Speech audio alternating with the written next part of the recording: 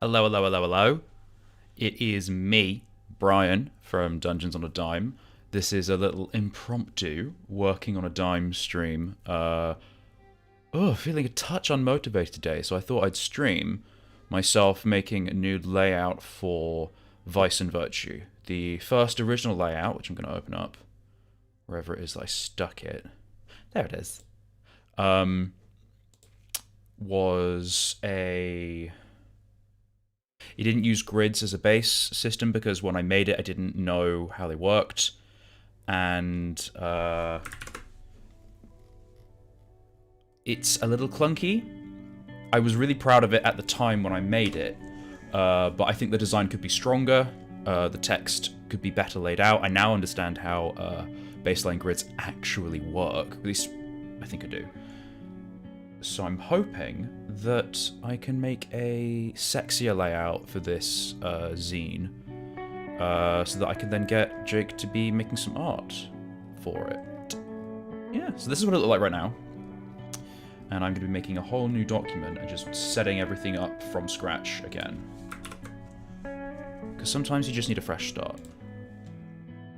And if you have any thoughts, if you want to know what I'm doing, or you have a question, or you just want to say hi, just chat. So, how many pages? Just to say 4. Am I going to say 48? I'm going to say 48. Screw it.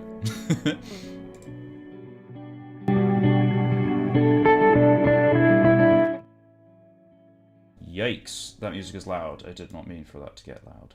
I meant to turn it down. But some kind of strange compulsion instead was like, no, just turn it all the way up, Brian. Yeah, 48 pages. Margins. See, margins are these little boundaries, this little thing on the page, and it's meant to tell you where things should go. I'm probably going to fiddle with this a lot in the book, so I'm just going to set it at 15 for now. But I'm going to the first thing I'm going to do is fiddle with all of that. I'm going to put a 3mm bleed, because you should always have a bleed if you're working on a print document. This is A5, and I'm not going to worry about columns or gutters because I'm setting up my own stuff. So first thing I want to do is go to the master and figure out how many blocks I want. So I did this like a week ago for Scurry. I made a layout for this other zine I'm working on, Scurry. So, what do I want? I want to go... Well, first of all, I want to change the color of the ruler guides because it's going to annoy me if they are a bright color. But I want to create guides, so... Right. I want to make the amount of columns I have on a page divisible by 6, and rows as well, so I get some decent blocks that I can fit stuff into, so I could have like stuff here, stuff in this space, so it nicely breaks up. What are my margins going to be? I could make it 12.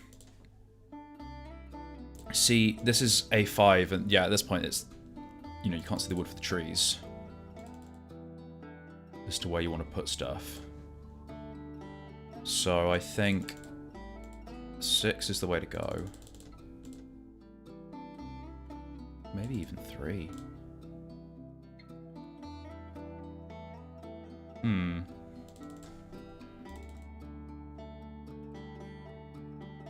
It doesn't hurt to start with 6x6 with 4. Never hurts. Layout, margins, and columns. Have I got preview on? Yes, I have.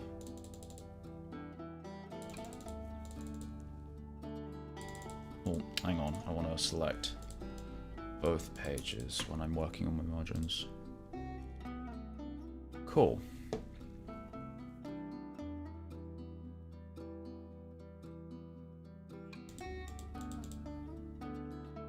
What working area do I want for the book?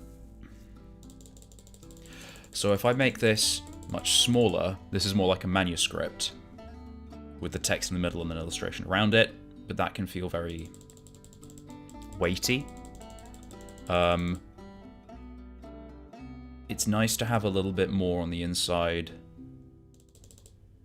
for gutter suck in, especially because this is going to be a staple-bound book, I think. I specifically, with this design, wanted to have more... what's the word? I wanted to have more space to lay out information and show things off.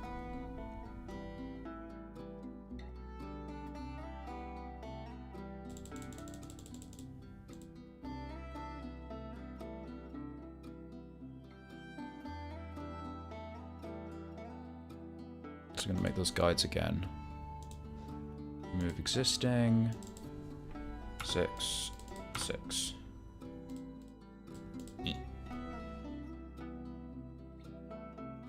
So then we've got this large white border, but it is quite close to the edge of the page. I'm just going to get a piece of paper, I'm just going to draw what that shape look like.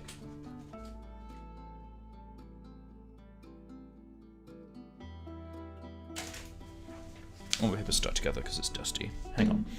What I'll do is I'll add a camera, because I'm streaming, I can do that. Right, add video capture device. Eee. There we go, that's my face. Da, da, da, da, da, da. It's a me, Brian. So, I'm just going to fold a piece of A4 to make A5. Ta-da. And roughly this sort of shape would look like this on the page. We'll draw it in. Is that the working area that I want in the book? Like, if that's going to be where all the text is, there's a really large gutter going on. Not a huge margin. Like, is that going to be fun? Because there could be, like, fun gutter illustrations, you know, trees and buildings and stuff happening in the middle there. That could be fun. I think the main column of text would probably be 2/3. This would be like large areas of text, which I'm just going to sketch in. And then maybe like block quotes could fill out like that. So that way you've got that central, like you could call things happening in the column around the bottom. You've got like stuff that can pop out again, and kind of there's going to be this white space here. I can see what I'm pointing at.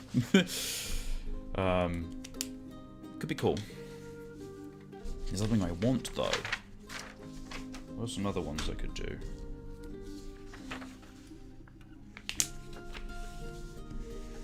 Because the alternative is I have the, like with the original idea, is that I have a large bottom and a big column of text close to the spine, leaving kind of margin space for people to make notes and scribble or to highlight stuff. And then occasionally having like illustrations that go up the side or go along the bottom. And the page number would be this little black square that I'm drawing in. That's like the original design that I've got in the Kickstarter zine. That's definitely doable. I could even do that similar thing, but then I could make one column like a...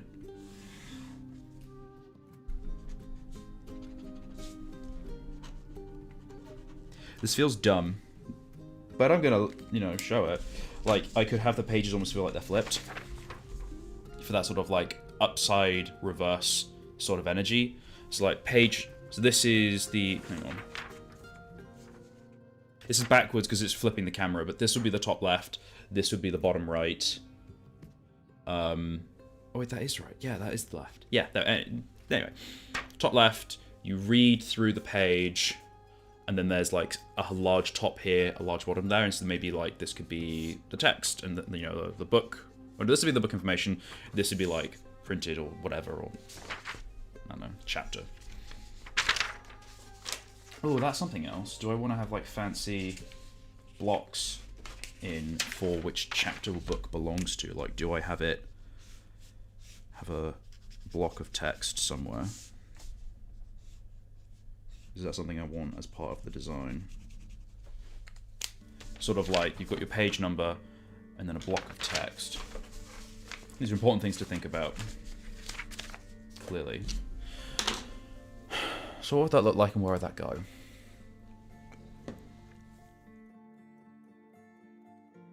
So if the page number was going to go somewhere like here,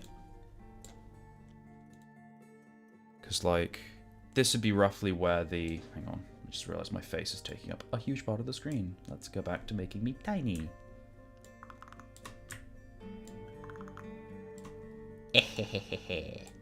It's my face. Yeah, so if like the block was going there and then we had text like here?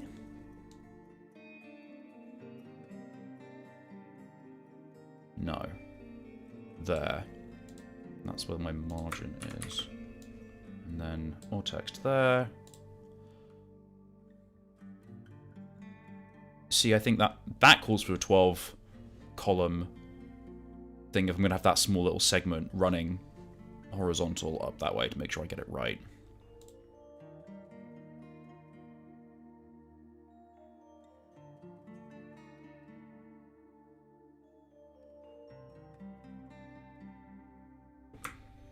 But I don't think something like that would be too bad.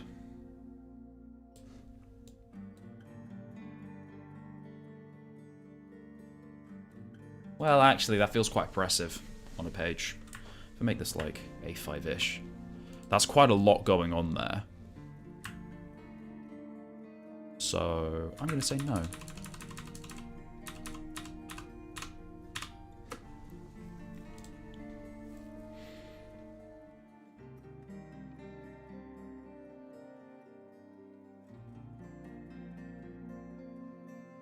Doesn't feel like there's a lot of breathing room.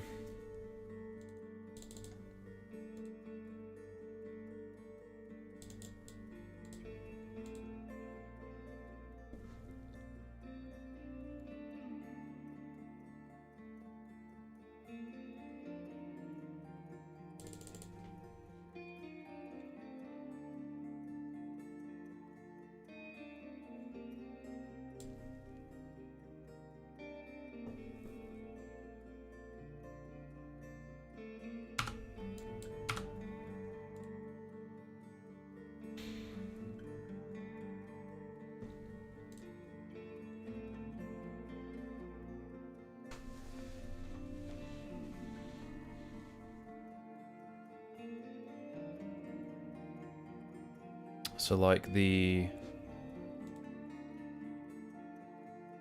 text would go here. How many across? 4 across.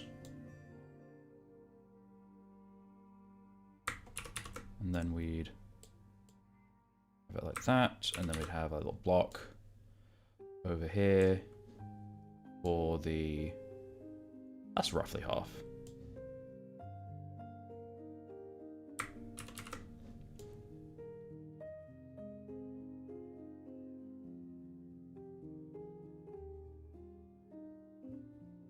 What would it be on the outside?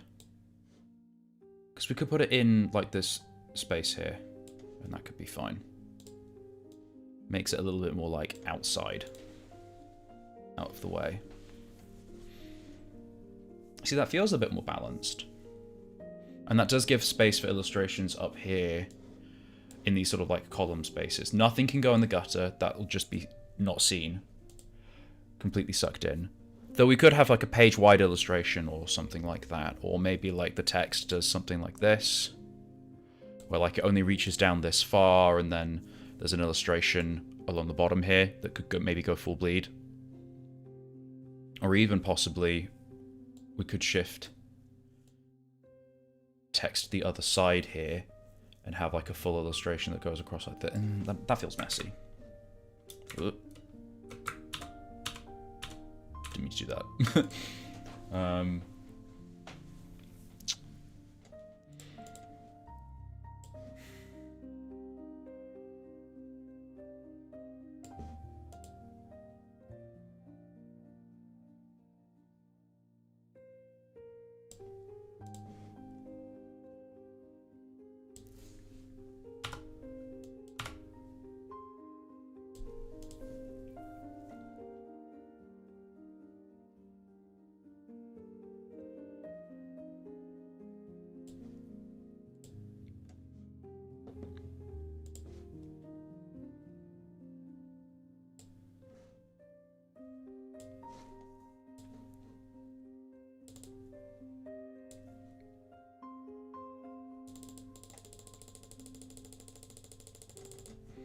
This is like what a quote block would look like. Like a piece of information that's important. It would like roughly fit in that sort of space.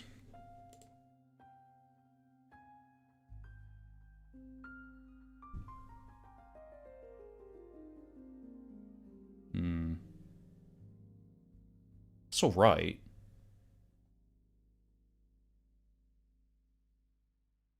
Okay, let's try that.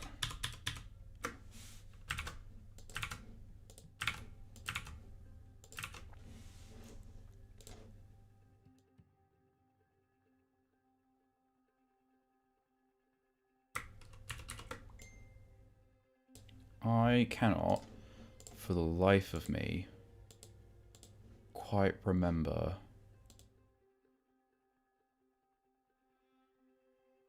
There we go, it's that one. Primary text flow, perfect. And then we would have a... something would go there. Let's make some layers. So this is text. It is going to be tan. I like tan. No, I don't. I can't see it. Brick red. I can see brick red. This is going to be images. I'm going to make this teal. This is going to be layout. Layout? Yeah. That's like numbers and stuff. And I'll probably have this locked if it's not in use. So these two are text.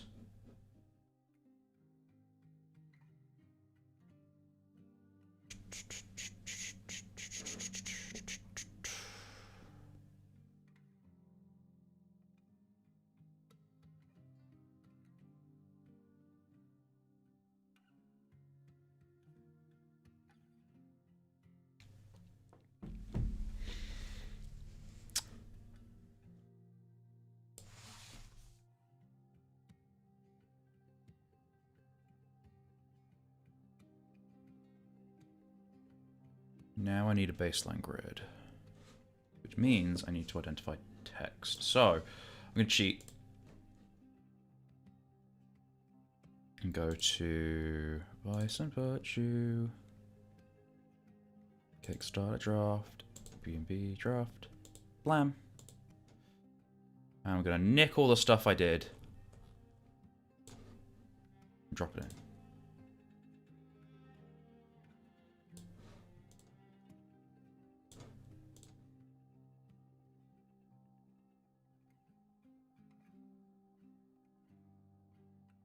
Why do I have two sets?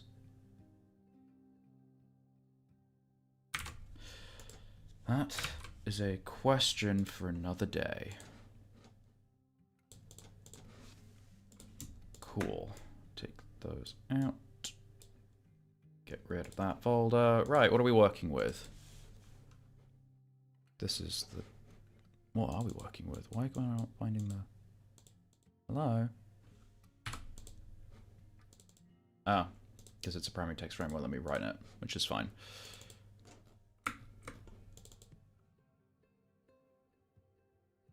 Will it? What's going on? Why can't I...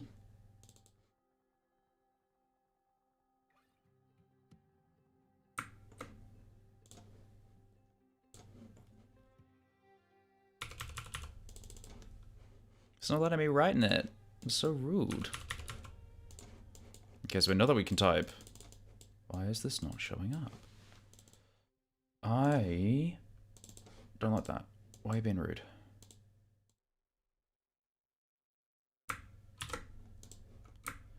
Right, what if we... all of this... move that somewhere else and lock it, and then all of this is on text. We're going to put it to layout and then lock it, and then back to this, select it, stick it back on text. Right. Why aren't you showing up so I can type in you? There you go. I think it was because the layout was in the way. It was just annoying it. Neat. Okay, so it's showing up. I can see a very faint line there, but it's just... it's not happening.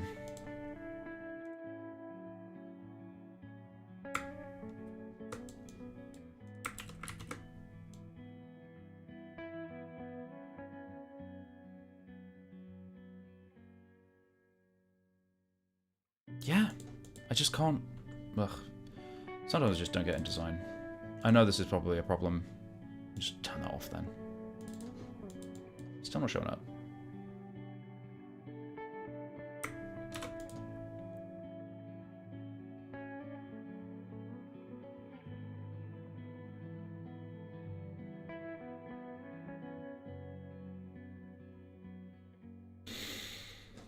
Ugh. Welcome to my stream where I struggle to make a fucking text box. This is disappointing.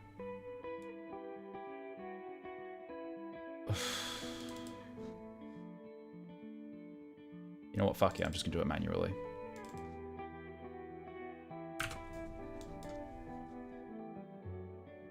Boop-de-boop, let's go. Text box. To think, all I wanted to do was to type out header 1, header 2, header 3, text. I'm gonna stick some lorem ipsum. Insert placeholder text. Right, cool. I'm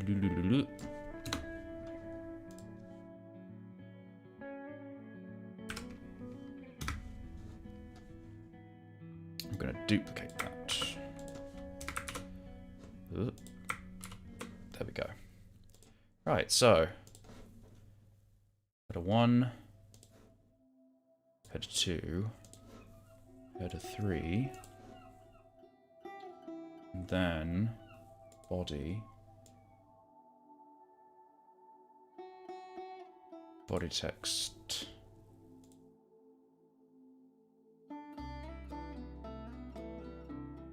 indented. Oh, I know what's going on. It's clicked to be in, to go to the thing.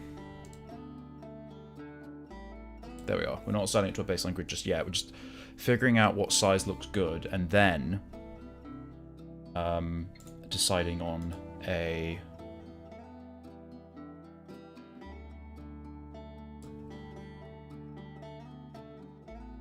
what kind of style we want to use.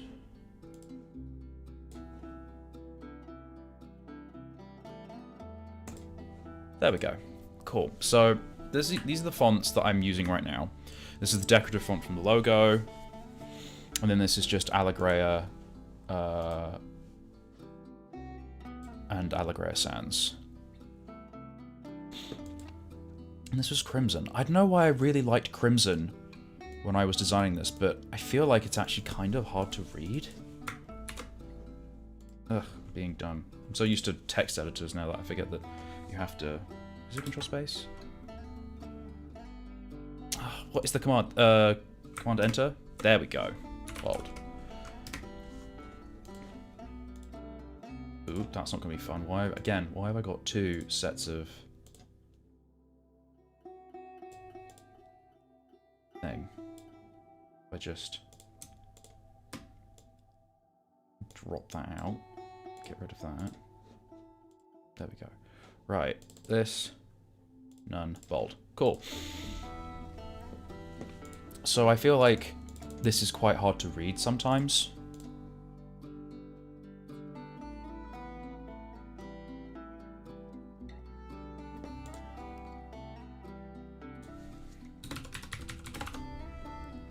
So maybe I should... But it is atmospheric. I could do... just plain Allegreia instead. Allegreia sans... regular. Oh, I'm being dumb. Hang on. Just change the style.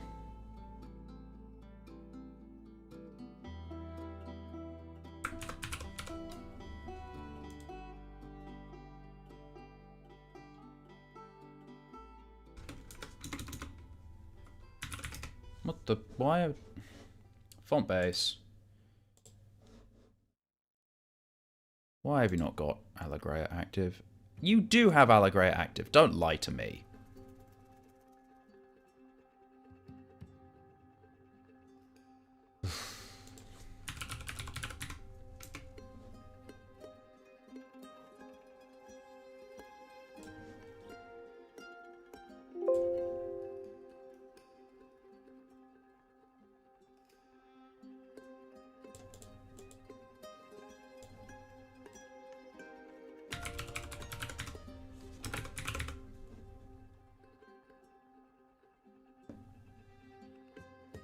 Regular. There you go. Don't have to be so rude about it. Yeah, I think it was because I imported them and it was thinking about the fonts in a slightly different name or something. Right, so Allegreia sans. Yeah.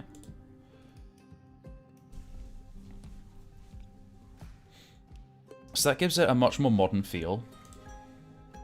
And it's a fortune-telling zine, but I want it to be legible. So that's a question. Alright, I'm gonna get the base document, or the text script, that's the word. Then I'm going to drop in some text. So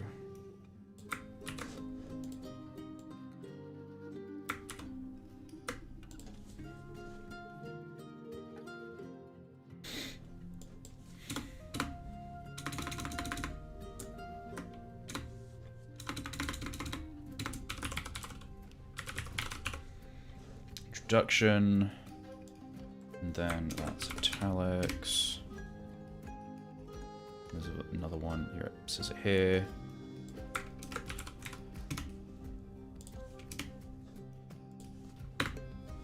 And then it says terminology.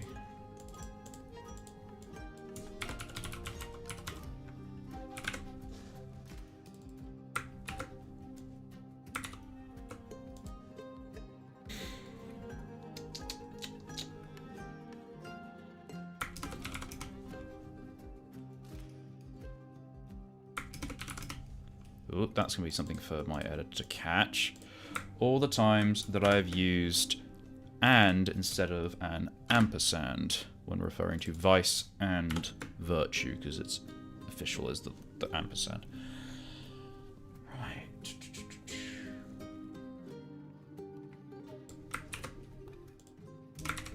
This is important because these are all bulleted. List, bulleted. Cool. It's good to figure out what I want to do with lists. Hang on, being done again. When I encounter them.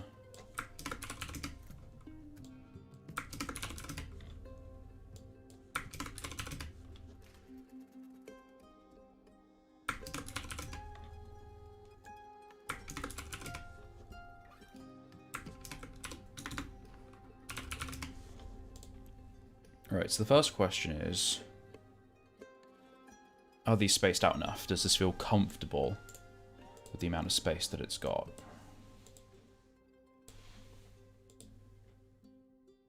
"14" feels... too wide? That's the kind of size it's going to be viewed at. Hang on. Yeah, that's slightly bigger than A5. So this is, for me, looking at it on the screen, this is A5. So I think that's quite small. I think I'm going to increase the size of this font.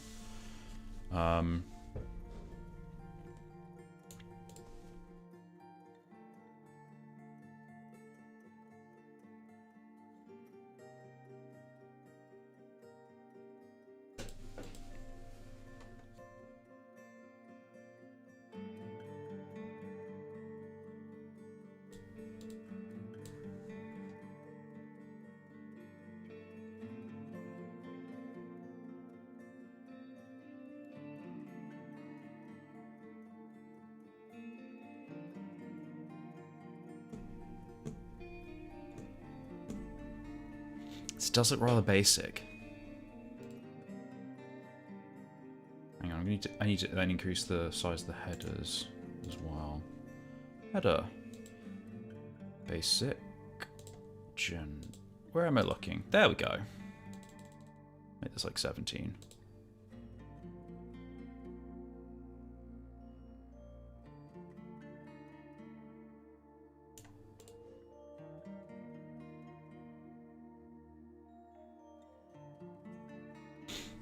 So that's what it would look like on the page. Now, I feel like I want the header to have more space behind it. There's also probably going to be, I'm just going to stick one in here, but this is what a secondary header would look like. Ooh, that is not what a header 2 should look like. Why is it like that? Probably because I edited the wrong text, because I'm dumb.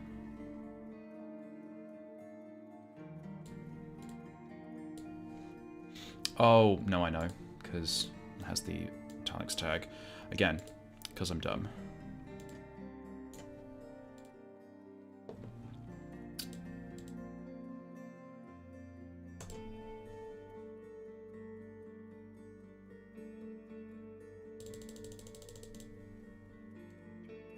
So, like, that's roughly what I'd be looking towards. Having two sets of headers, I don't think that's a look. I don't think that's a good idea.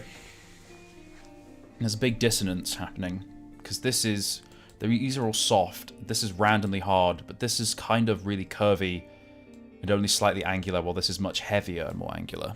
So, I don't think that's going to work. Okay, so we're going to delete this. I'm just going to make this header 3. And I'm going to take it back to Crimson, just to see what it's like when it's larger.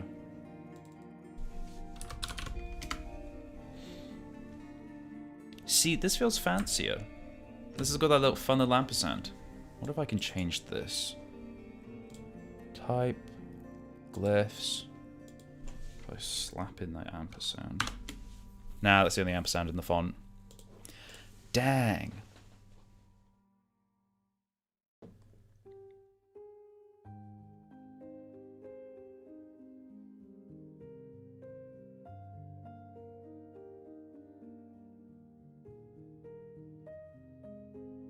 That could be fun.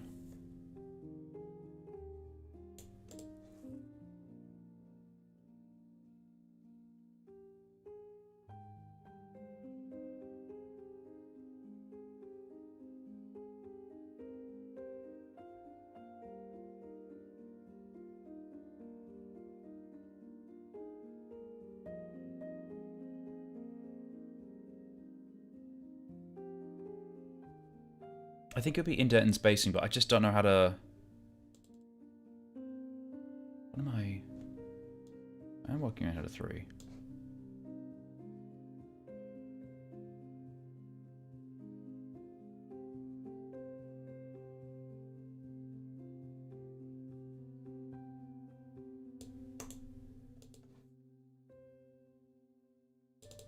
There we go.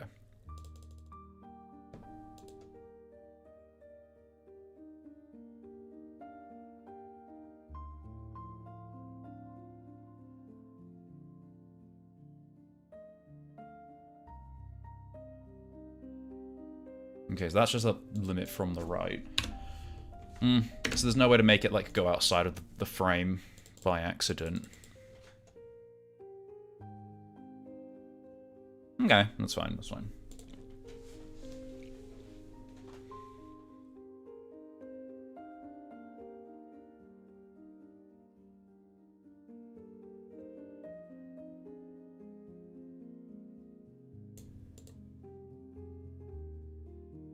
What if these were also just crimson?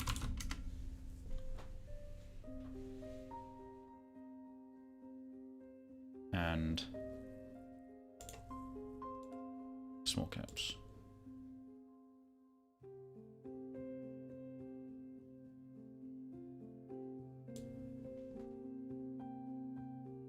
No, that doesn't make me happy. I think that's pretty hard to see against the actual text.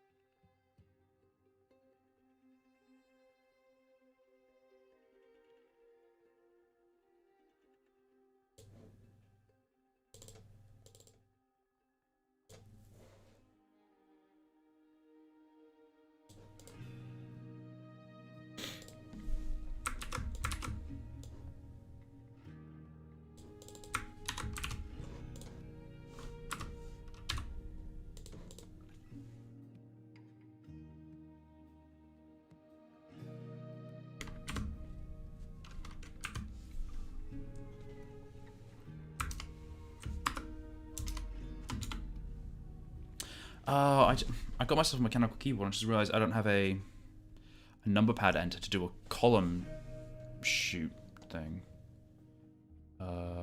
File. Maybe edit? Keyboard shortcuts, there we go.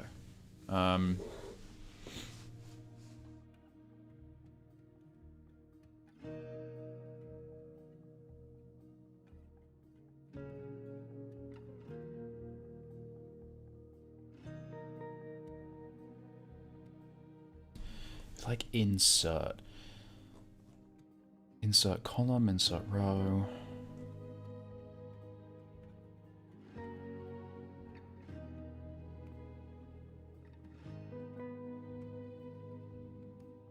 Or like column.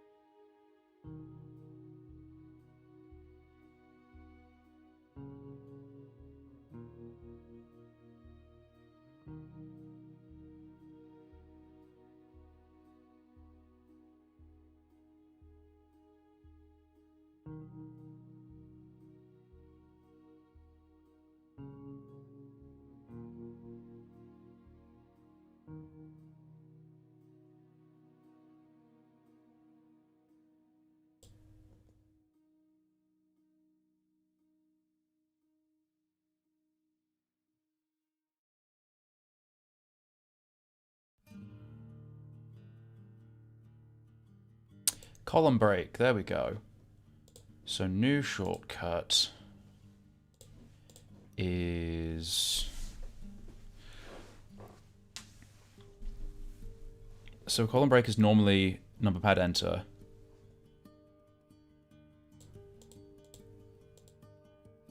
And a forced line break is shift enter. frame break.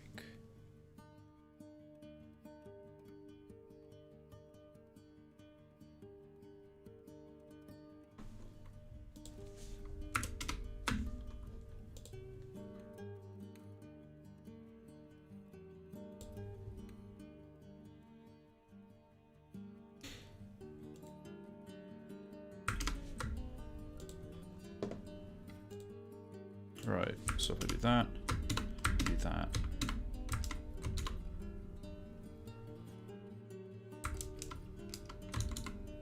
Neat. So, yeah, that's why I want to do this. So I could do that. Cool.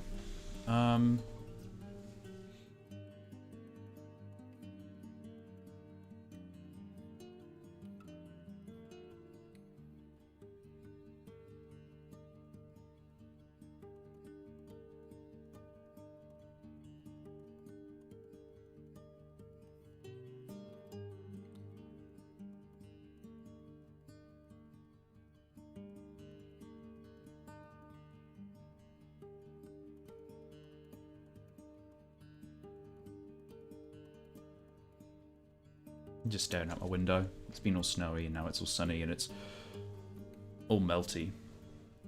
So, yeah. Oh, hey Eve. I just looked at the comments. How's it going?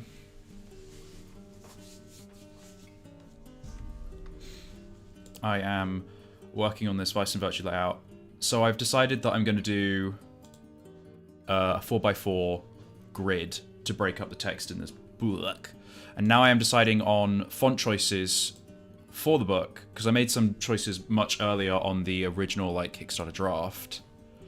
But for an A5 book, I feel like this is just way too small for legibility. Like, this would be fine in an A4 or maybe like a 5.5, a 4.5.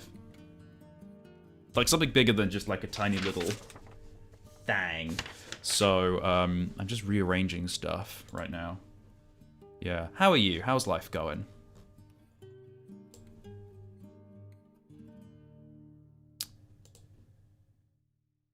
As for bullet tables, I'm thinking. What was I thinking? I just stared out my window because it's nice and snow, and I've got a big tree in my garden. I say my garden; it's the garden of like the flat building. So I never go in it, and it's horribly overgrown. But there's a big tree that has grown like up outside my window, and it's really beautiful, and it's covered in snow. And because it's really sunny right now, some of the snow is melting, and also there are some birds just hectic, jumping around, and they're causing all the snow to go. And it's pretty. It's very, very pretty. I'm good. Also working on books right now. Haha, this is looking great so far. Thank you. Yeah. I did a layout like this for Scurry. The zine I'm working on will be going to Kickstarter in like a week. And I did it with a grid layout. There was a great thread on Twitter by... I'm going to find it. I think his name is Glyn Norto. Or Glenn? God. It's in my, saved tags or something. He liked one of my tweets a while ago, which was really sweet. Basically, he made this fantastic guide to using grids in design, and it's something that I was never taught when I did illustration at school.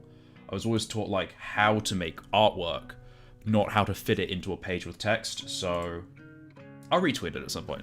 But I've been practicing that.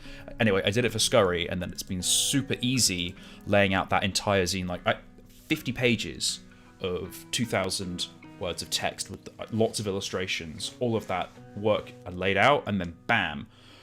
I did that in 2 days. While the Vice and Virtue layout took me a week, and it was such a haggle and a stress because I was trying to figure everything out. But this... so yeah, I'm doing the grid here and trying to figure all of that out.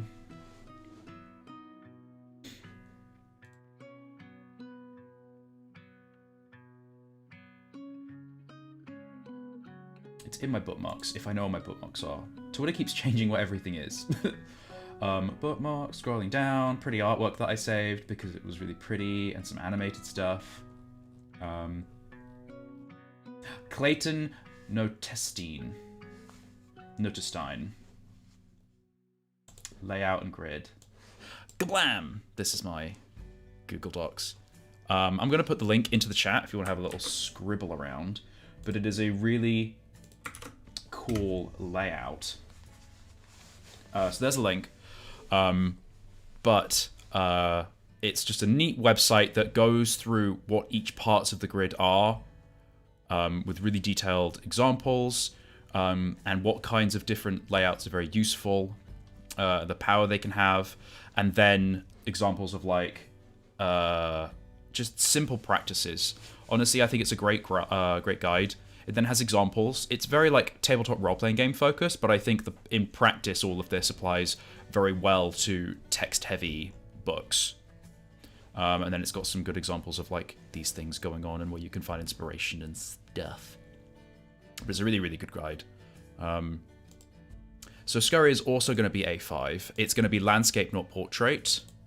This is a little sneaky peeky. If it will open. But this is what Scurry will be like. So it's going to be A5, much more like an art folio, almost. This is with the baseline grid, so it's 6 by 6 in rectangles. And it's been really fun because I can just block the text out super quickly. This is what like a dummy spread will look like. So this is the visual side of it, where it's going to be like, you have tools, and then there'll be lots of examples of weird tools that beasts would have. And it's going to be like that all the way through. It's been really fun for like imagining laying out what illustrations need to go where. So for example, this spread is all about like resolving conflict, making ability checks, that sort of thing. So here it's called resolving conflict. So on one page, I can be like, this is what you do when you roll the dice. These are the results that you get.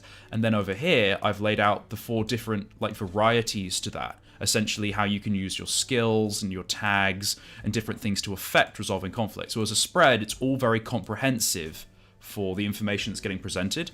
But then because I've got these spaces, and I can see these spaces forming, I've got an idea here for what illustrations I want to commission for it. So I know that I can have a big, like, reverse L-shaped illustration of, like, a problem that's going to be going on here. And then because, A, I've got this landscape space, but also because I know how much space I've got, and then I can commission illustrations to go here that will be 3 blocks wide of, like, a different solution to each, a different way of solving the problem that will be in this left-hand page here being solved on the right-hand side here that will fit in this space. And related to each of the tags. So this will be like using your guild skill. This will be a solution that uses a tag. This will be a solution that uses a tool. This will be a solution that uses like a random invention. And it can be really effective at linking the layout to the illustration to make it a good comprehensive spread. So yeah, grid layout for the win. Really loved it. Good way of like having fun with how stuff goes. So I'm hoping to get some of that magic for the Vice and Virtue. Right now it feels like, because it's a lot more text heavy, that this is going to be much more of like a more like literary book, so to speak. So we're just kind of seeing how it goes. And the first thing that was really important was finding out what the grid sizes were going to be, and then finding out the text sizes so I could set up the baseline grid so that everything aligns really nicely, because right now the text is sort of like haphazard and in different spaces. But once I find out how high the what is this called?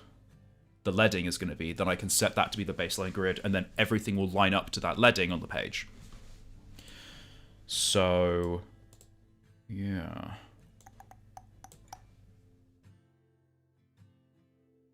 I think, yeah, we're going to go with Crimson. We're going to go with Astaroth is the pretty text I used for the Vice and Virtue logo.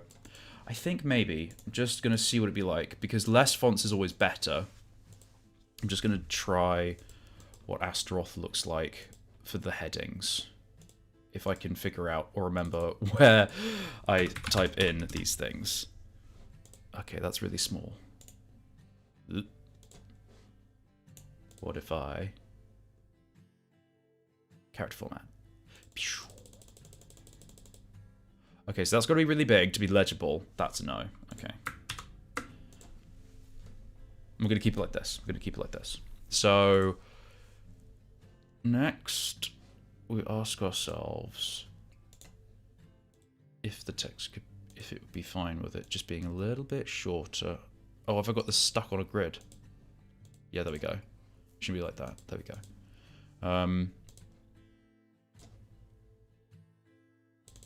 Because if we make the lettering really small, then the text is really tight together and it sucks. If we make it too wide, it just kind of like absorbs all the space, and it makes it harder to read, in my opinion. So I feel like,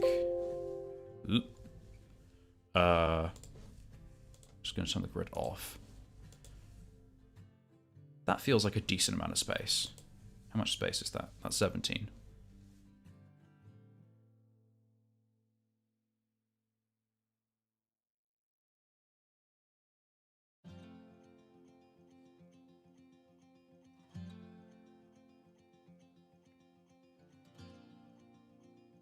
See, I could make it, say, like 15, and then have a big gap between each paragraph. That feels too tight to read. Yeah, let's go with 17. 17, and then we have a line break after each piece of information. So like this, where there's not a space there, it's just there's a line after every paragraph.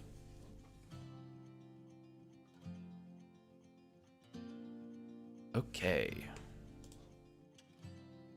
Now we set up the baseline grid. File.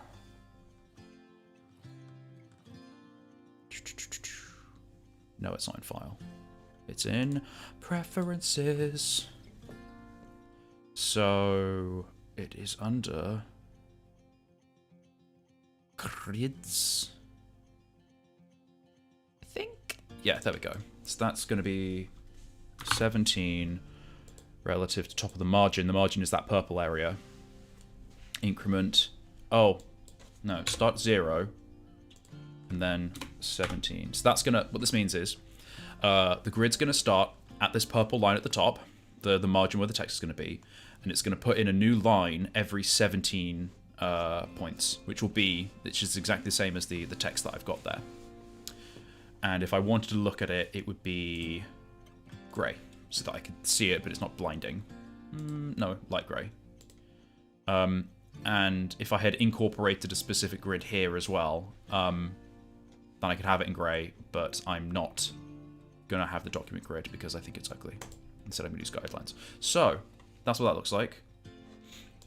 So this is no span, this is span. This is back when I was using columns for the layout, but ultimately I'm only using single column now, and I'm manually putting the columns in, so that's fine. So I'm just going to call it header 1. And then this is header 2, by virtue of it being the second level of header, which is cool, because I'm only going to have header 1 and header 2. Oh, and title, which is used on, like, special cases. Title. I think I made this white background for some reason, and I can't remember why. That is in Allegria for some reason. That should just be in... Yeah. Ooh. A lot happened there. Right, let's just... I'm going to delete these styles. Hang on, no. I'm going to delete subtitle, because that can just be body text centered in italics. And that should be fine. Title... I will alter when I get to making a title page. To see how that looks. But this is header 1, which introduces sections of information. This is header 2, which breaks down the information. This is the text. Next up, we've got lists. Edit list. So base character formats. Where is it? Indents and spacing. Line to grid. First line only. Space between paragraphs of same style. None. Is that affecting it anyway? No, it's not. What is going on there? Oh, Well, I know what's going on, because this is not treating... It should be based on list. There we go. And list is based on body indented. Because body indented is my basic, it's my central font. So if I edit one, then all the edits will then ricochet down. So now I can go to numbered, and I need to change that it is instead based off of that one. Indented, which is for lists within lists, or paragraphs in lists. Ooh, wrong one. And then finally, legal text. That's go somewhere else.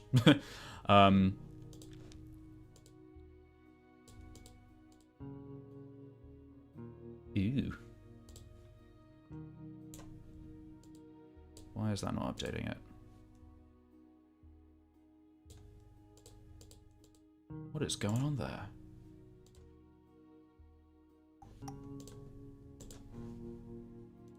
Okay, I guess I'm going to have to make some of these edits myself then. Because it's being mean. Yeah, because that says 4 on first line only. Because it does.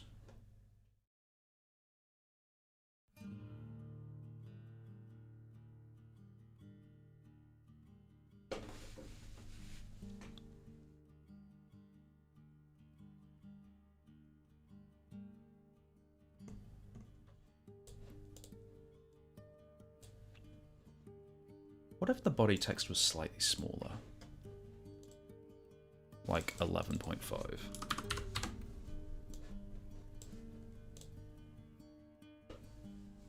Does that help things? I'm just gonna flick between the two.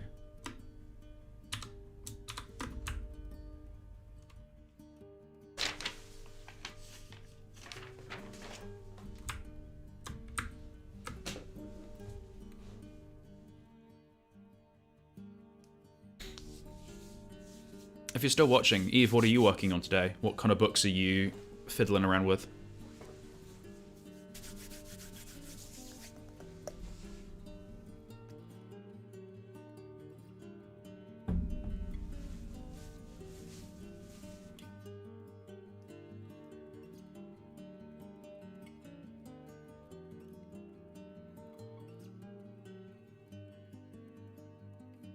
In the meanwhile, with that all saved, I'm going to start dropping in text and seeing what this looks like as a series.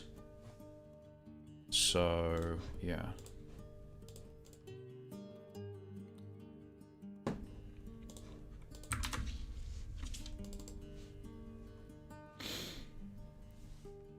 So, Eve, I'm finishing up lettering on some Kindry comics. Ooh, I am so excited for the Kindry. Quindry? Is it Quinn or Kin? But yeah, Eve has got this imprint that's launching in March, or launching 4 of its comics in March, and it's gonna be really cool. And I will be there and backing it because my mate Ver is in the imprint and is in their own comic, and it's really cool. And Ver from Beast Fables will be there. But also there are 3 other really cool artists as well. And it's run by Eve, who is just a complete G, which is in the name. But Eve is really cool. Yeah. What was I doing? I was making text. There we go. I'm going to put my baseline grid back on so I can actually see what I'm doing. So I'm not done. Ooh, actually, that's what I want to do. I want to test the block quote and see if that looks cool. You're working on Ver's comic right now. Well, of course it looks great because Ver is a divine being that has... Honestly, they just descended and then and light shone out of them. Gosh.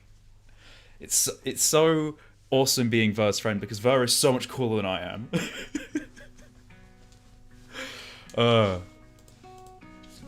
Right, why is that slightly...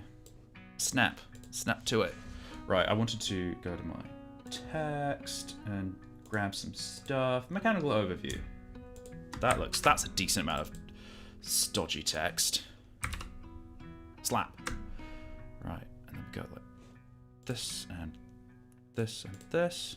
Ooh, that looks very different. That's crimson. That's rude. I need to tell this to... It's based on... If it's based on, why is it not updating with it? I told you to update.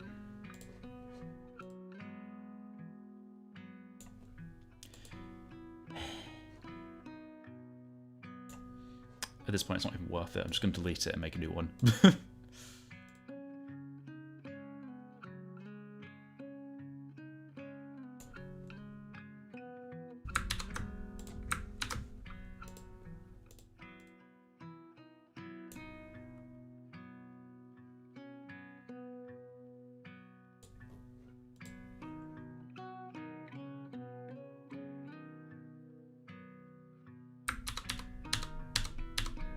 What is going on here? I feel like I'm going insane. No, that is right. I'm not insane, sorry. Gosh. Yes, Ver is unbelievably powerful, like the power off the charts. There we go. Right, the text is right. I'm not crazy. Well, I'm being dumb. Yeah. Anyway. Ampersand, where did it go? There it is. Nope. I'm blind. Ooh, shortcut that I love. Control. Oh, I see what I just did. I got rid of my favorite shortcut because I'm dumb. My favorite shortcut in InDesign is Control Enter because it quick applies styles. Except I just overwrote that with a different shortcut because I'm dumb. Right, I want to go back to the default. Actually, I want to say delete this set, go back to the default, and then go to type menu, insert column break, new shortcut, Control Alt Enter, assign. Default copy. Okay, can't put question marks in it. No curiosity. Right. Right, Control Alt Enter is a column break. Control Enter is Control Enter is a italics. What program do you do your lettering in, Eve? Do you do you draw an iPad or do you use a tablet?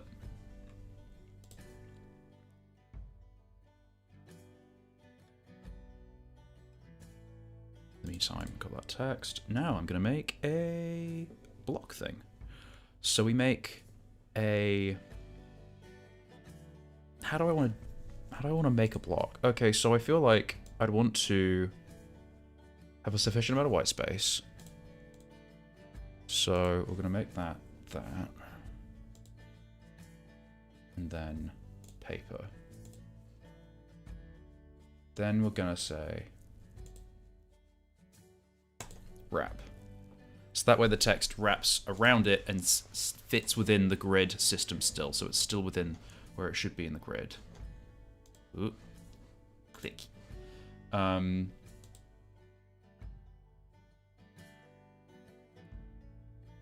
What is that doing? Neat. I didn't know it could do that. What is this? Right offset, left offset. So Eve just uses Photoshop. I have a Cintiq, but I'm having to draw the bubbles with my mouse because my shoulder injury means I can't draw. Oh, I really hope that heals up for you, dude, because it sucks when you have like that stress. When I draw, I find that my hands can lock up and then they don't get painful, they just go numb, and then I just can't, I have to like walk away from it. But your shoulder injury sounds so much worse. And that sucks. How is the like bubble drawing going? I got this thing. I got the clear space, so then I would put the text box on top. Would I? I want to make this simple and really easy to reshape. Is there a simpler way of doing this?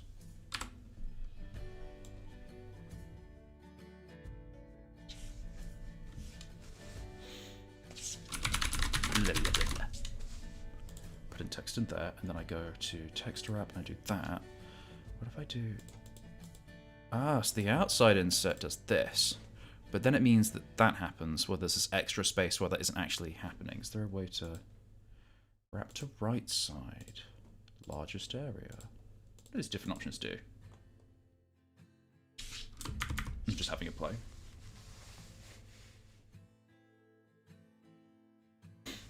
Ooh, we love a rough textured bubble. Are they like clouds? Are they thoughts? I don't know. I've never done lettering for a comic. How would you say it's different to laying out text? Because you've done a really awesome like full text book, The Guide to Chroma, and other books as well. But you've also done a lot of lettering, and you do a lot of lettering as like your work that isn't just for you, if that makes sense. You do lettering for other people as well. So like how would you say lettering is different to working on like main text heavy projects? Those are the words I would like to use. Oh, I could do individual. Oh, that's exciting. I can change which directions they wrap in. Neat. Ooh, that's cool. Right, okay, that fixes it then. I just do it like that.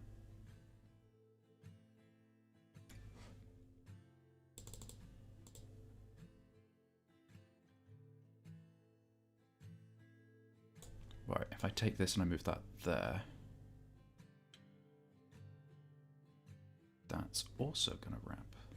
And it doesn't look dumb. Well, not too dumb.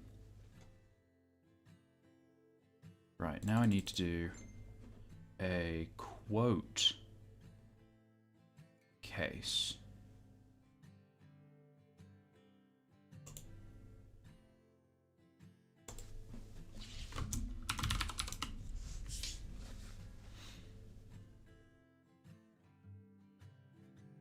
So Eve says, what's the difference between lettering and text-heavy documents? I think they're actually very similar because at the end of the day, it's all arranging words into a pleasing and easy-to-read shape. Yeah.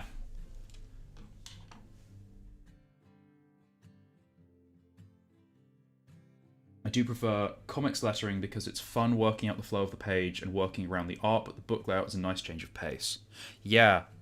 I feel that's something that's interesting just for heavy text documents, and I guess it's just triply so with image-based ones, is how the eye guides through the page and where illustrations go and how that's going to move things through. With images and comics, there's an innate way the eye likes to guide through the page with the shapes and sizes of different panels. And that is then an extra layer of complication on top of where you're just literally putting the text on the page, because not only you've got to worry about, I guess, the text and the composition of each panel, but then also you've got the text and the overall composition of the panels on the page. Oh, that's like layers and layers and layers of narrative maneuvering. It's cool. That sounds exciting. Eve says, my co-creator on Chroma did do a lot of the text placement and came in with big editing notes. Ooh, capital big editing. We like big editing. Big shout out to my editor, Vi, who comes in and just fixes things. Just little fairy dust and just bang, everything's suddenly so much prettier. I'm just gonna write. This is a quote or a highlighted piece of text. Thanks to Eve for hanging out on my stream. Love heart. Blam. Now, that's the same size as the text itself, so I'm going to make that bigger and make it look flashier. So, character formats. What if it was just Allegria Sans? And what if it was medium italic? No. Bold italic. And bigger.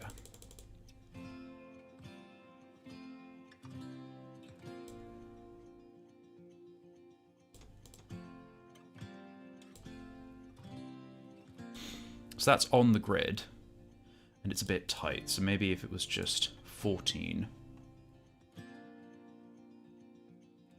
Also, where is the hyphenations? Hyphenations. Turn it all off. I hate hyphenations. Hyphenations are the devil, I need to make sure that's turned off in the main text as well. Hyphenation makes me want to cry. It confuses my eyes. I hate it. I hate it. If I could change one thing about the world, if I could snap my fingers, I would remove all hyphenation.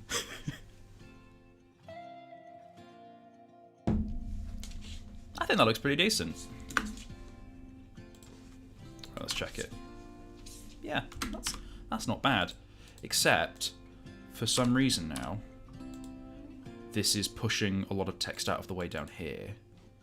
So what is the dealio with that? If I shrink this... So what... Yeah, what's happening there? So if I put this is like a block, an appropriate amount of size, and that's fine, but then when I move it down here, suddenly this is all... Ah, because it's not hyphenating it, and it won't let the line wrap around. That's not the worst thing in the world. I think that looks right.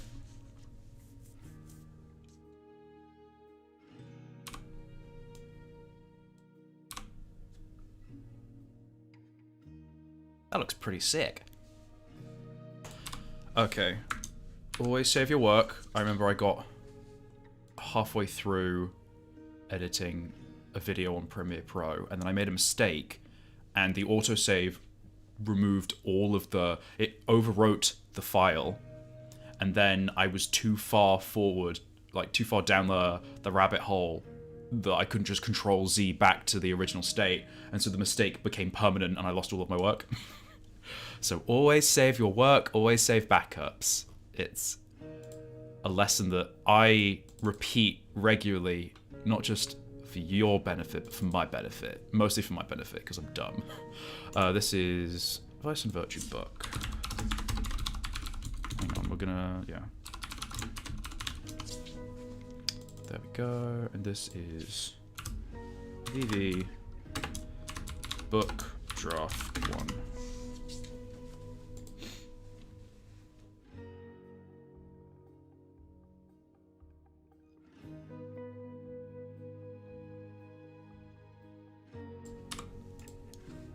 This is the question. Do I want to make all the text fit under the... It wouldn't do it if I tried. I feel like I like having headers, like the biggest header, header 1, have just the most dominant space on the page.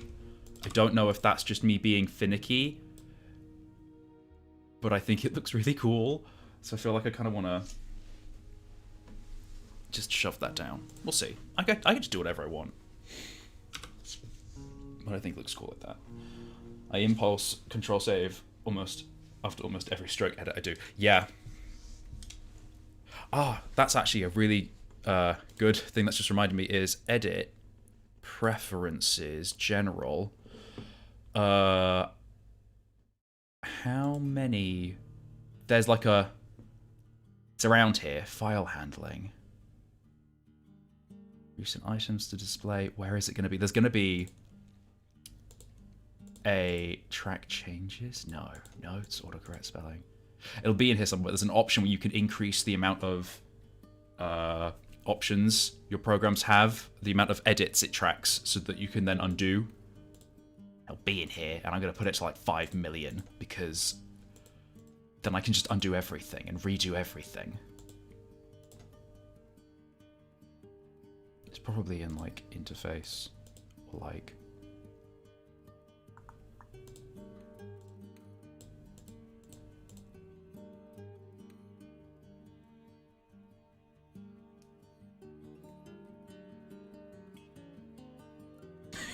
Set that shit to 5,000. Yeah. Just,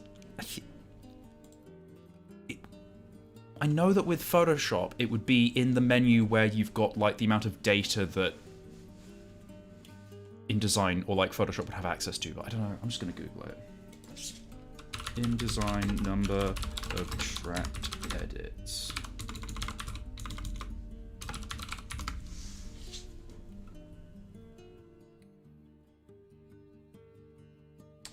Undos.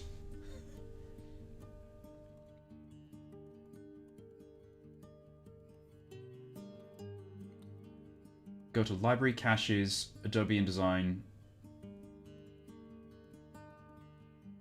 wait, no, that's a hack.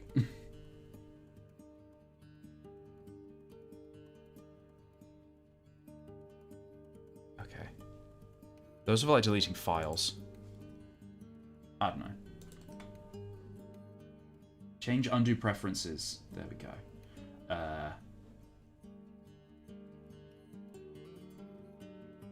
It just says to fix any problems with undo, just delete your files. That sounds a bit intense.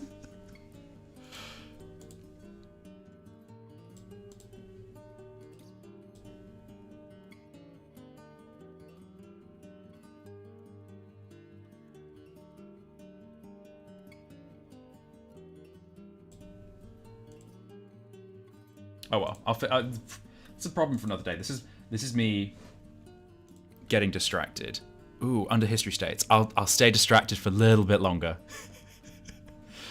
General interface UI, type units. Window.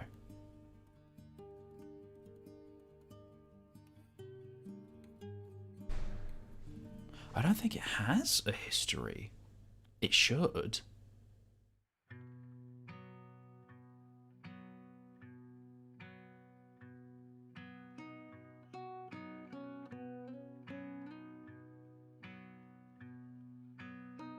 I'm distracted. You know, I'll figure this out later. I'll figure it out later. But I'm gonna keep working. But I will write it down. History states.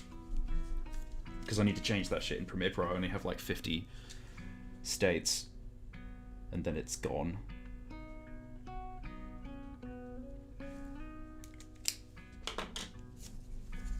By the way, Eve, because you're also in Edinburgh, have you been outside in this gorgeous fluffy snow? Because we had like 4 or 5 inches of snow, and it's warm today. It's like, I think it's like 0 degrees, and it's all blue skies, so some of it's melting. But I don't think it's melting anywhere near fast enough to be gone. Yeah. Right.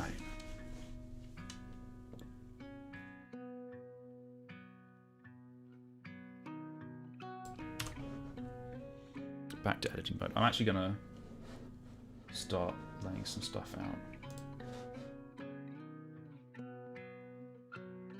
Or am I? I don't think I will. Instead, I think I'm gonna design a spread.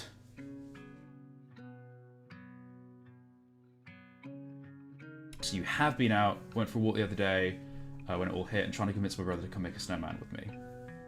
Like it's my responsibility. Yeah, it is your responsibility. This is the time to make a snowman. If you've got the gloves, then you've got to put in the work. It's the time of the year. I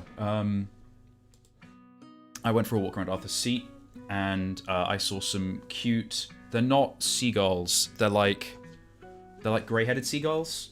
So they've got the tiny, cute little beaks, and they're smaller. I think they're just gulls, just regular gulls. Anyway, they were standing on like. Oh, I have a phone call coming in. What's going on with that? And they're not hanging up. Hello. It is.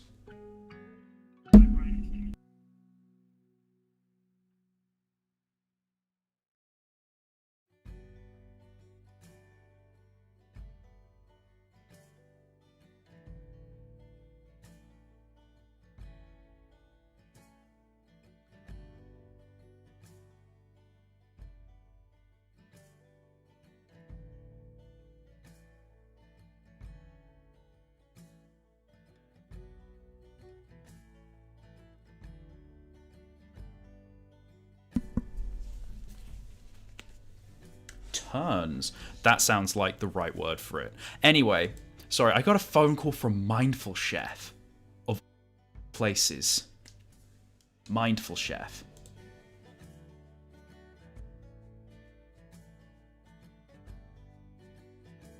Yeah. I got a call from Mindful Chef. So they called me.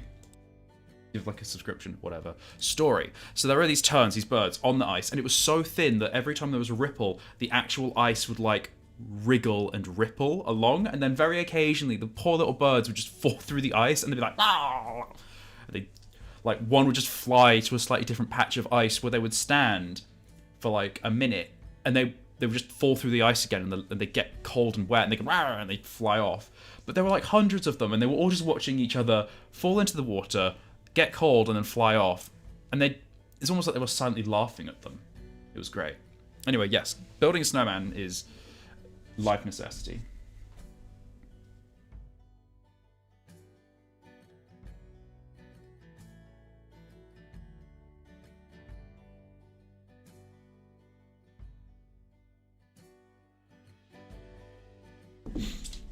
I was making a spread layout. So this is... I'm going to drag it onto the screen for a second, if my mouse will behave. But this is what a spread looks like currently, and I need to translate it to a A5 page. So, where are they? Guest authors.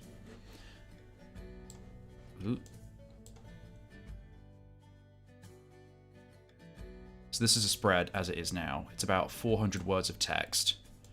I need to translate this onto an A5 spread in a way that is legible, but not overbearing. So, text box. I'm going to use the whole space this time. And we're going to go edit. Table. Or is it type? No, it's got its own fun thing. So we need 7 fortunes and then a top. And then we need that, 3 columns. Why I gotta be like that? Okay.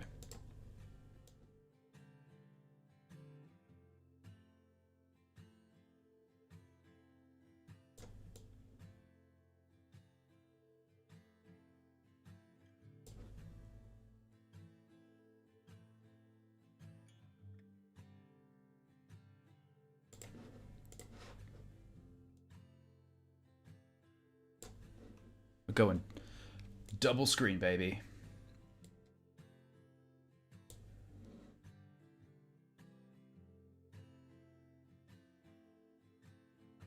So yeah, I think you're on the other side of Edinburgh. I'm right by the seat, so it was super easy. It's like basically my backyard, which is I'm very lucky to just have grabbed a flat where I lived and not realised that it was so close to Arthur Seat.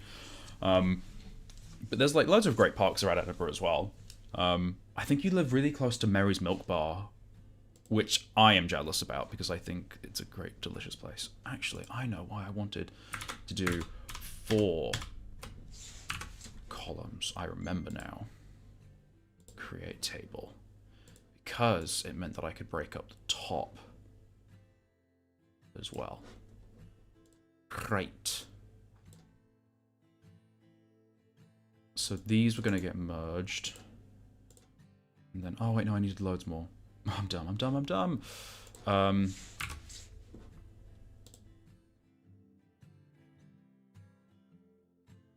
Hang on. Let me count. 1, 2, 3, 4, 5, 2, 4, 6, 8, 10, 12, 14, 15. I need 15 rows and 4 columns. There we go.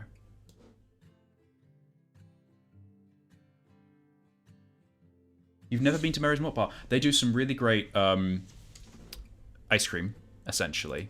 They're local.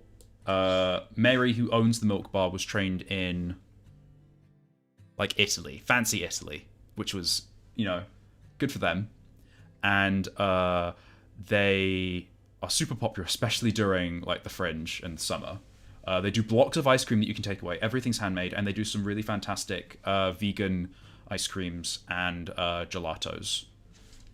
So they're pretty sick.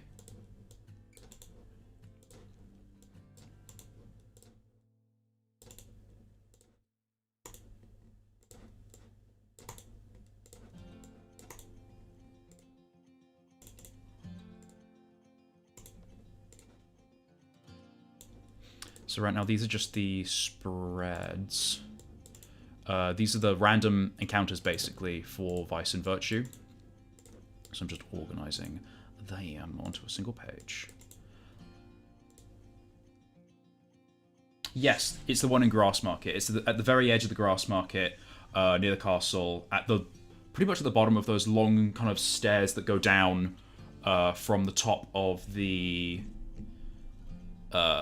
castle, pretty much, or from like the churchy bit. Yes, definitely. I would definitely try it out. They were doing deliveries during lockdown. They've also branched into doing like chocolate as well. So they do like handmade oat milk chocolate and stuff, which is neat.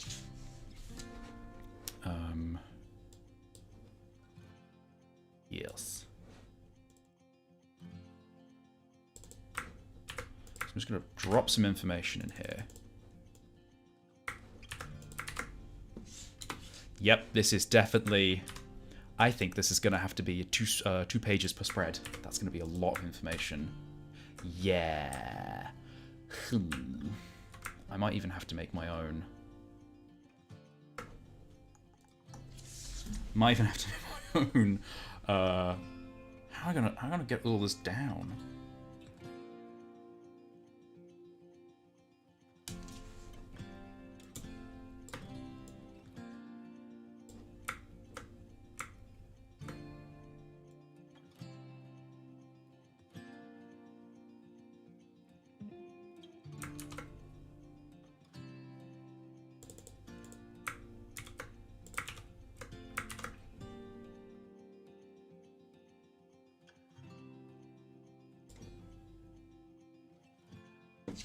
You enjoy your lunch, Eve. Thank you for hanging out.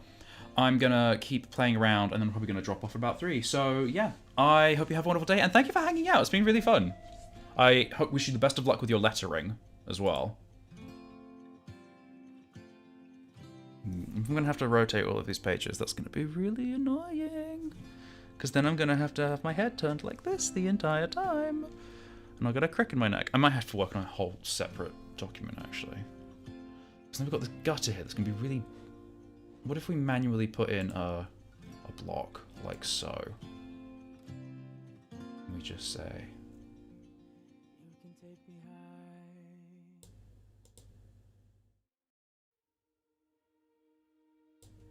Where's it at? Bleh. Yeah, that'd work. And then people could just turn the book and hold it that way. We could even lean into it. We could have like a cool block design here that's like the top and has the information and who wrote it and stuff like that. And then have the rest of the text through the pages with that gutter.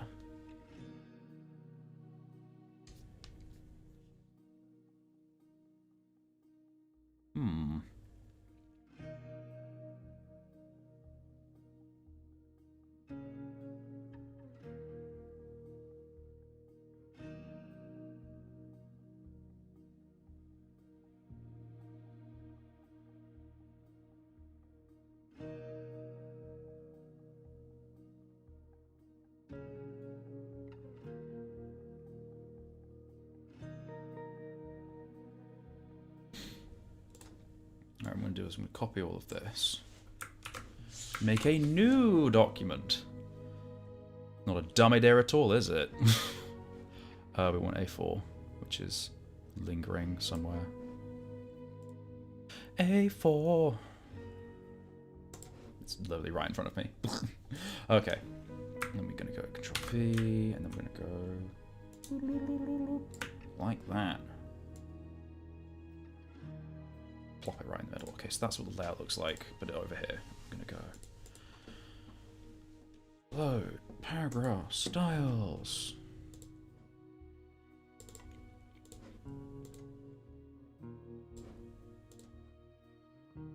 Okay. Because then in theory what I would do is, for the print version... Oh, but then how would it paginate? Ugh, that's going to be dumb. I guess... Can you import one InDesign document into another? Can you do it? Can you do it? That's going to be a Google. Because then, to paginate this, to make sure that it prints correctly, I'm going to have to put this in a specific order, and that's not going to be fun unless I export these as text. Well, that would be the accessible version. The digital version of this would have the pages like this, and then I would just cut to exports of like this page. And then when I go to do the print version of this draft, it would just be exported as like PDFs and then imported, put the PDFs into these spreads and literally just drop them in, and then it would like cut and paginate it correctly. It is an option. It is an option. I think that looks pretty good as layout goes for now. Then I kind of like it like this. I think that's a cool little... Ooh. Yeah. Okay, maybe I have to make titles their own special thing. Oh, layout's fun, but also awful. But fun, but awful. Right, so maybe... Don't want to change anything to Discovery. Maybe I need to... Hello? There you go. Right.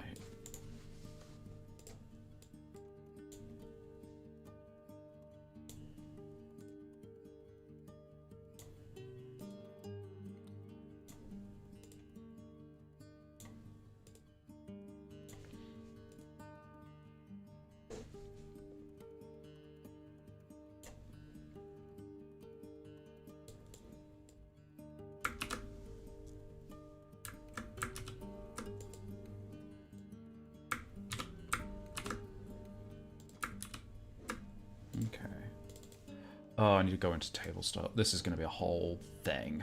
Right. Cell styles. This is going to be...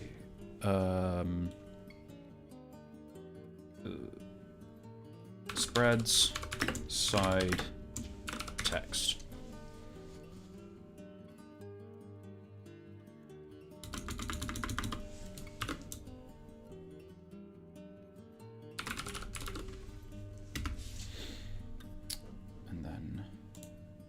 Spread themes, text, rotation, 270 for last. Yes, correct.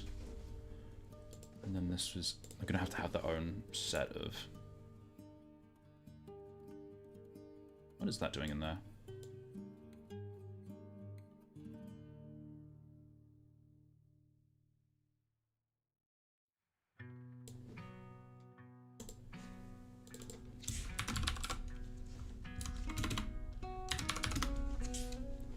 Right, okay.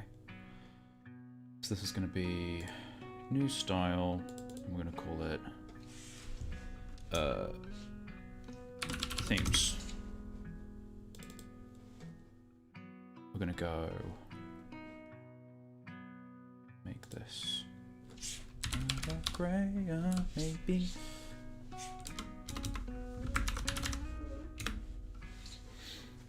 Allegria sans me. Bold.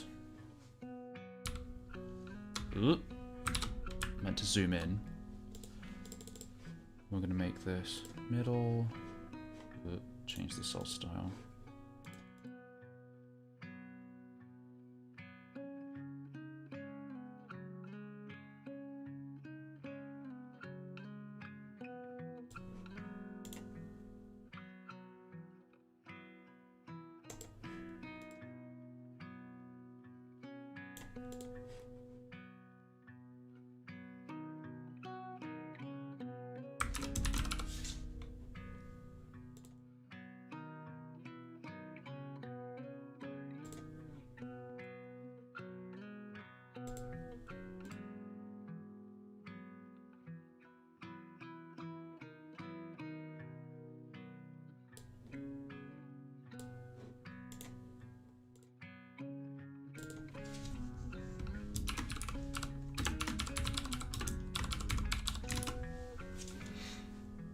that going to work?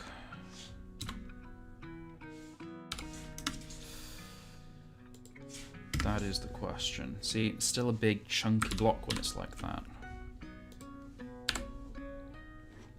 Oh yeah, turn hyphenation off. Hyphenation is the devil.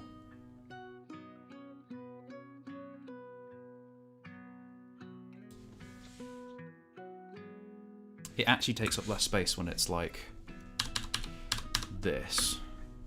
Hang on. Body. Non-indented. Edit. Text. Align center. No rotation. Like that. And we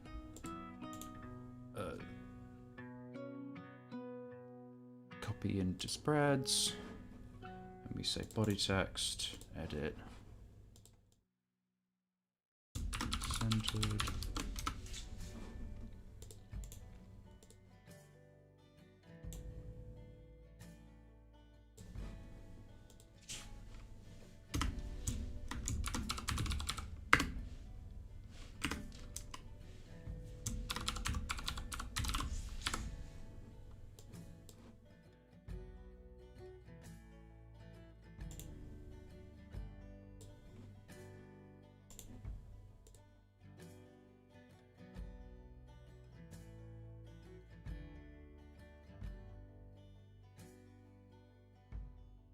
Oh, I get the feeling that it's not, that it's justifying it, and I don't want that to happen. Yeah, I feel like it's justifying it. Or just adding a lot of space, for some reason. Why is there so much space? Because I said it at 17 point. I did do that, didn't I?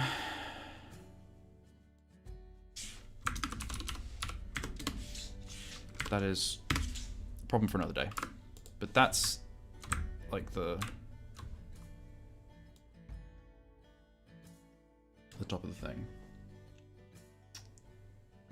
And I need to send an email, I just remembered.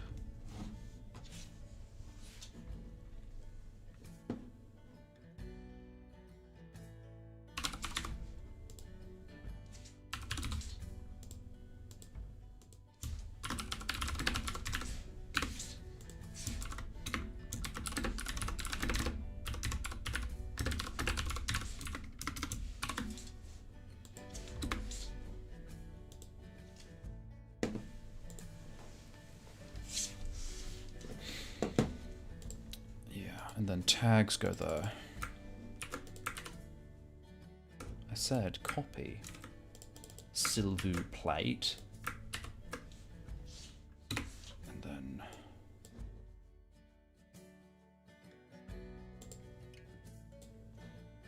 it's because it's just using a basic paragraph, which is why it looks so awful.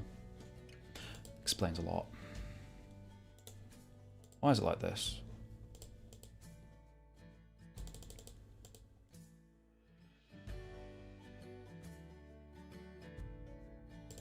Yeah, stop that. Cool. And then this is a fortune. So that'd be the same. Which would be...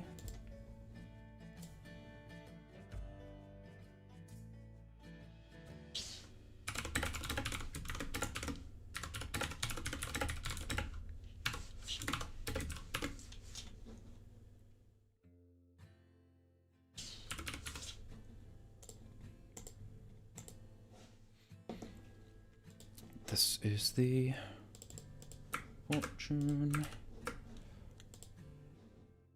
Just that, and then regular italics. Oh yeah, these are italics as well.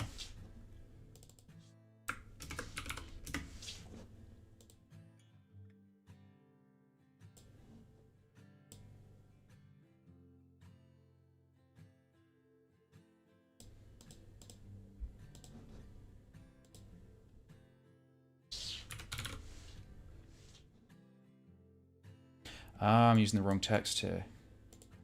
Am I? This is Crimson Pro. Why am I using Crimson Pro? And not just regular Crimson?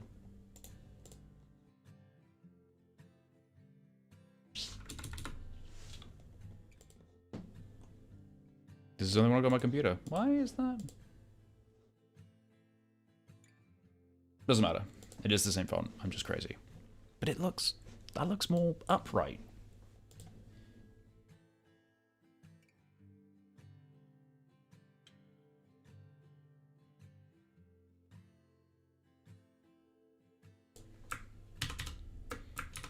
It doesn't matter, again. So that's it kind of translated, but in theory this would be like gray or something, like these, or maybe they'd be connected colors, so like these would be like colors that go down. Do I want to use colors in this?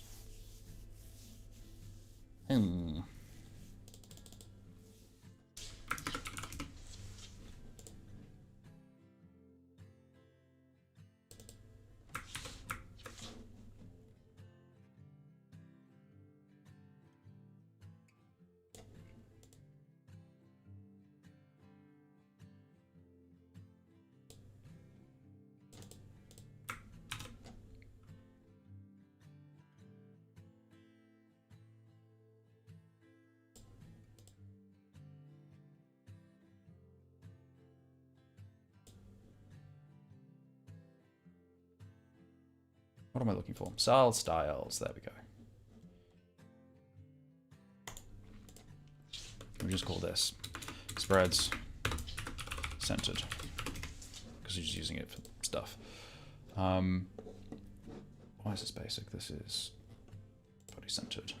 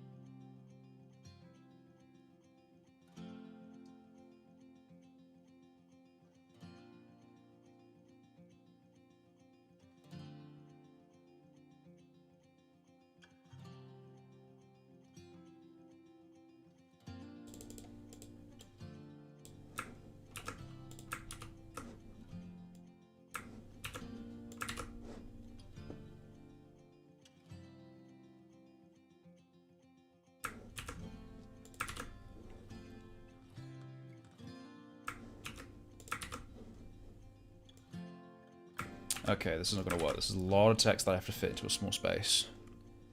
So, what if instead it had like a much wider margin? That.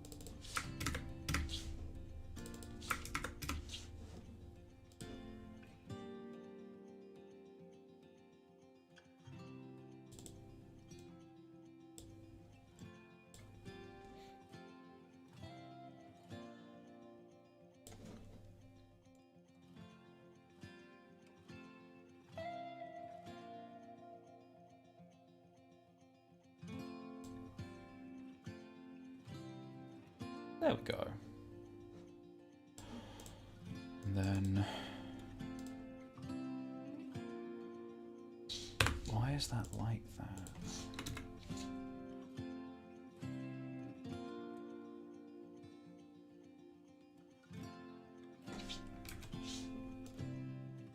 This is all just body text.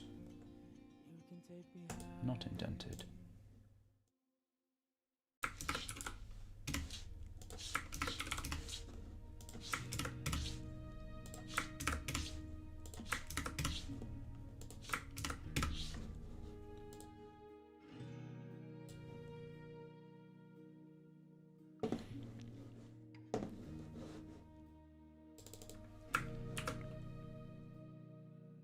am I doing? Yeah, these are all... No, they're not. I'm being dumb. What have I did? Like... No. Doesn't matter. Anyway, this is also...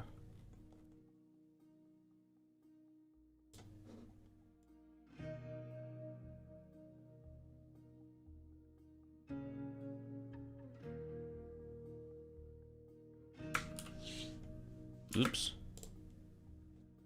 Whoops. Not using my keyboard correctly. Yeah, it puts in these spaces that shouldn't be there, and then it bloats the whole thing. What if I just copy just the text? Like so.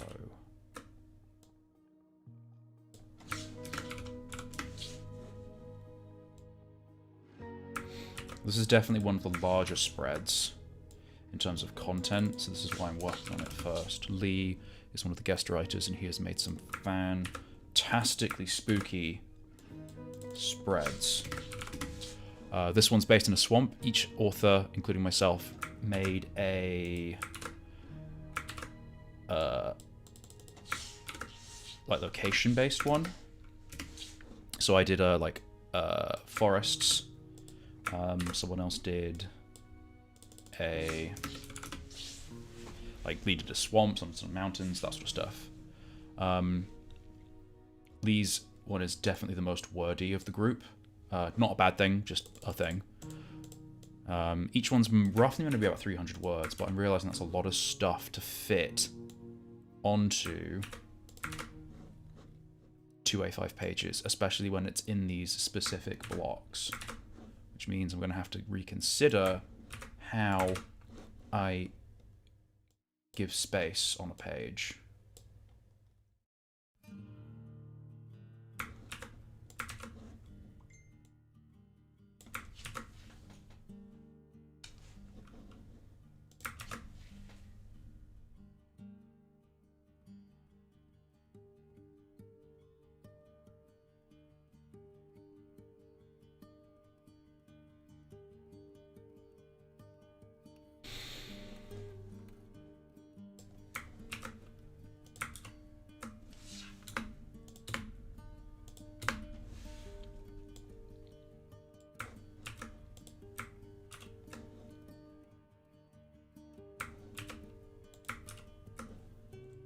See, already we've just lost one. Not good.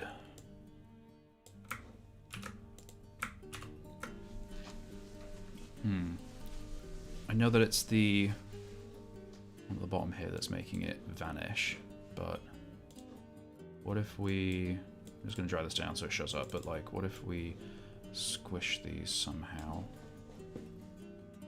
Because originally it was just the themes, like desire, discipline, there should be a Y there. But I found it more useful as both like a practicing tool to have them written, so like you have both the vice and the virtue alongside the theme. If I just really squish them, and maybe make them a touch smaller as well.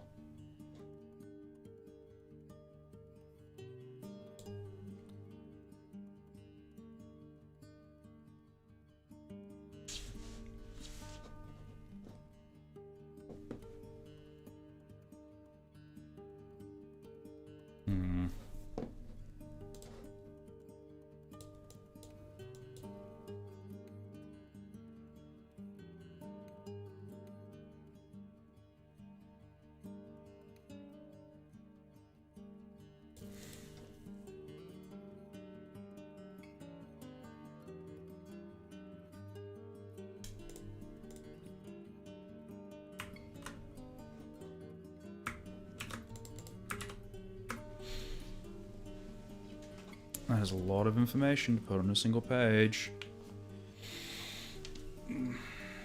Big stretch. Like a big stretch.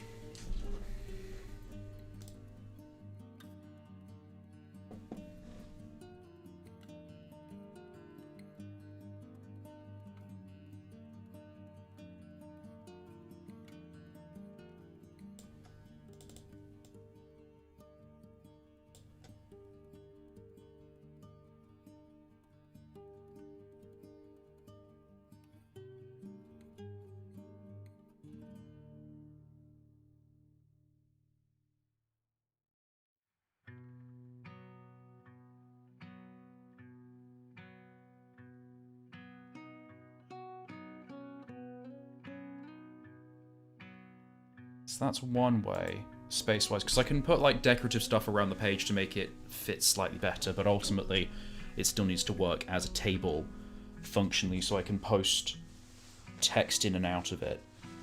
So that's one way of doing it. But let's see if I can take the same thing and instead, goodbye, put it in there, put it like that.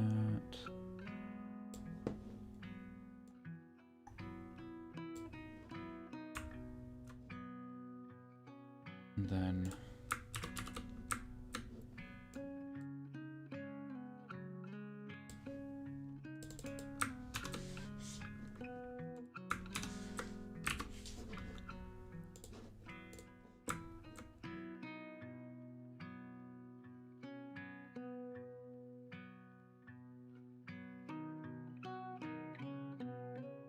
where are the borders? I'm going blind. Yeah. Shrink it in.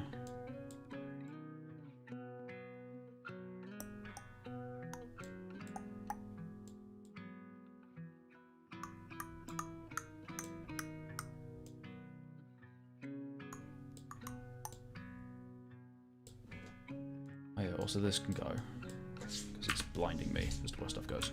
Right, okay, like that. And then I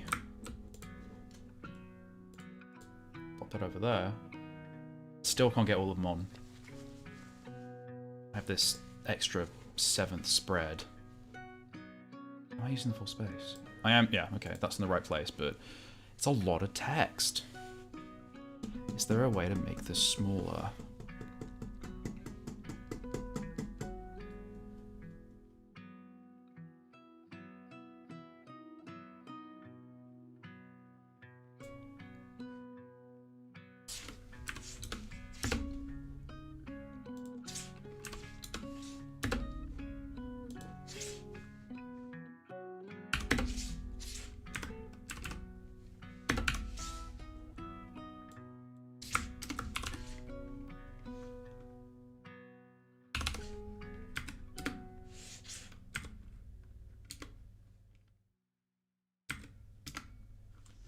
There we go.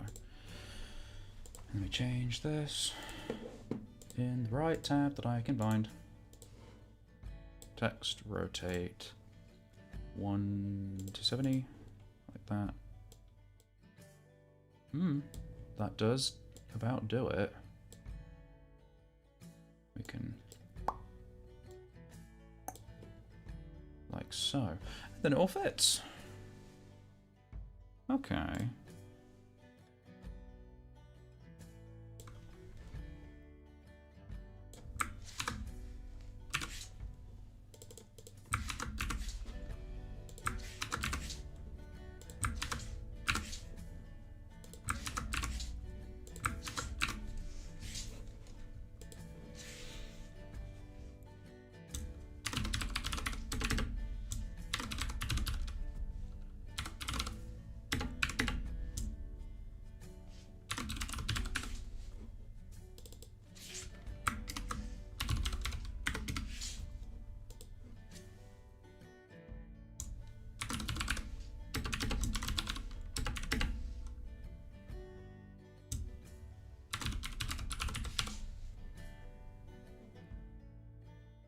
Wrong one.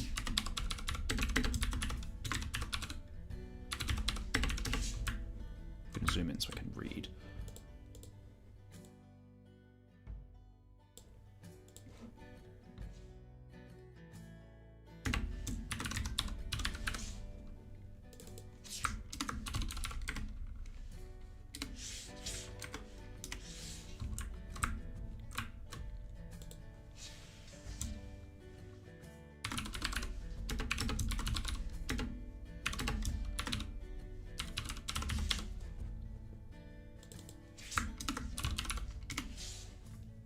I don't like these slashes. I think they look ugly. So instead, I'm gonna do that.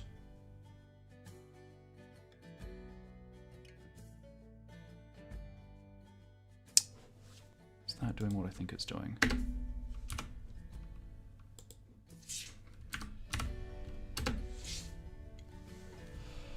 Okay, I need to insert white spaces. Hang on. Edit, insert. Type. Insert white space, N space, Shift N.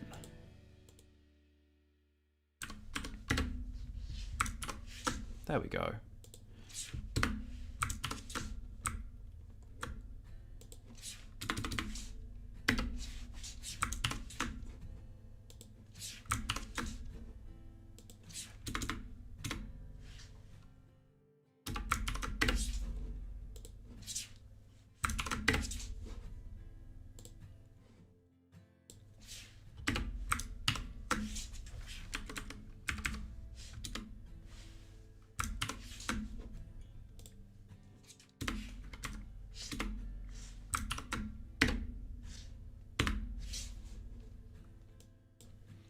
Okay, what is going on there?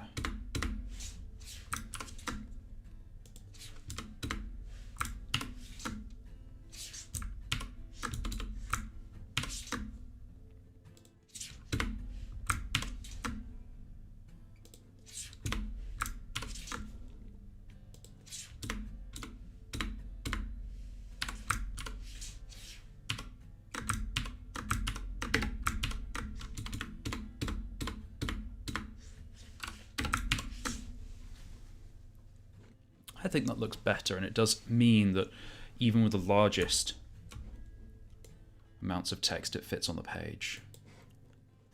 Hang on.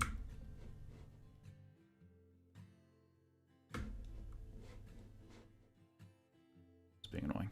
Go away. Yeah.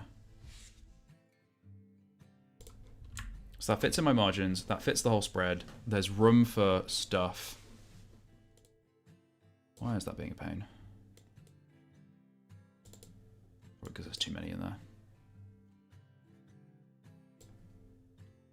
Because it's in a hyphenation. Boo. That still fits. That's fine, that's fine.